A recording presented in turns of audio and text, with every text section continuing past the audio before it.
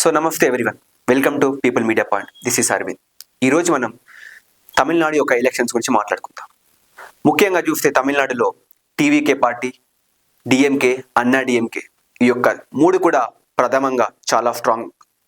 కానీ భారతీయ జనతా పార్టీ ఈసారి కమలం వికసిస్తుందని చెప్పాలి. గతంలో కూడా 1998లో అనగా 1998లో కూడా ఆ పొత్తు నిజమైంది. జయలలిత సీఎం అయింది.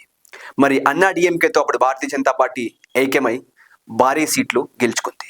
ఈసారి కూడా రీసెంట్గా మనం చూస్తే అన్నమలైనిగా తీసేసి పాలనీస్వామితో అన్నా డిఎంకేతో బీజేపీ పొత్తు పెట్టుకుంది. అమిత్ షాతో ఇటీవల ఢిల్లీలో కూడా ఈయన పర్యటించి చేతులు కలిపారు. మరి అన్నమలైని తీసేసి కుమారాన్ని పెట్టి ఈ యొక్క సంస్థను నడిపించారు.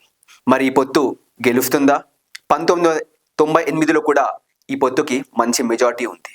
మరి ఈసారి కూడా తమిళనాడులో గెలవాలంటే ఖచ్చితంగా కమల్నాథులు ఈసారి మాదే విజయం అని చెప్పారు. పళనిస్వామి కూడా అన్నా డిఎంకే బీజేపీ కలిస్తే బాగుంటుందని చెప్పారు. మరి అటు కూడా చూస్తే స్టాలిన్కు ఒక ద్రవిడియన్ ముక్తల్ అంటే అక్కడ ఫీలింగ్ చాలా ఎక్కువ.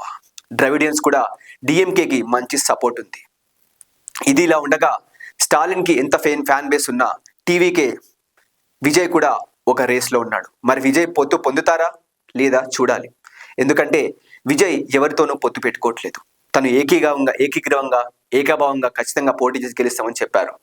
మరి ప్లస్ మైనస్ తెలియదు, కానీ ఖచ్చితంగా ఇది డిఎంకేకు ప్లస్ పాయింట్ అని చెప్పొచ్చు.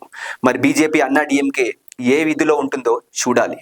2026 ఎలక్షన్స్లో ఈ యొక్క సిట్టింగ్స్ కూడా చాలా కీలకంగా ఉంటాయి. మరి పళనిస్వామికి ఉన్న క్రేజ్, జయలలిత గారికి ఉన్న ఒక మాస్ ఇమేజ్ కూడా మనం తీసుకురావచ్చు. రీసెంట్గా కూడా ఎన్నో సంవత్సరాలుగా తమిళనాడులో తమిళ్ ఇంత మీనింగ్ఫుల్గా ఉంది, కలర్ఫుల్ ఉందంటే అది ఖచ్చితంగా మా యొక్క జయలలిత గారి గొప్పతనం అని చెప్పారు పళనిస్వామి. ఆమె అమ్మ క్యాంటీన్, అమ్మ వైద్య రంగం, అమ్మ విద్య అని ఎంతో పెట్టి తమిళనాడులకి ఎంతో గొప్ప పీఠం వేశారు. స్కూల్లో కూడా జయలలిత గారికి ఒక మంచి చిహ్నం ఉంది. ఆమె చనిపోయినప్పటికీ పిల్లలు కూడా తమలా ఒక గొప్ప వ్యక్తి అవ్వాలని కోరిక. మరి తమిళనాడు ఈ యొక్క ఎలక్షన్స్ని ఎలా చూడబోతున్నాం అనేది మనం ఖచ్చితంగా చూడగలుగుతాం. ఎందుకంటే చాలా హోరెత్తుగా ఉంటుంది. ప్రజలు కూడా ఎప్పుడు ఒకే పార్టీని గెలిపిస్తూ ఉంటారు. కానీ ఈసారి పొత్తు ఎలా ఉంటుందో చూడాలి. బీజేపీ ఇటీవల మహారాష్ట్రలో, అదేవిధంగా ఢిల్లీలో 27 సంవత్సరాలతో ఢిల్లీలో గెలిచింది. మరి హర్యానాలో కూడా విజయం సాధించింది.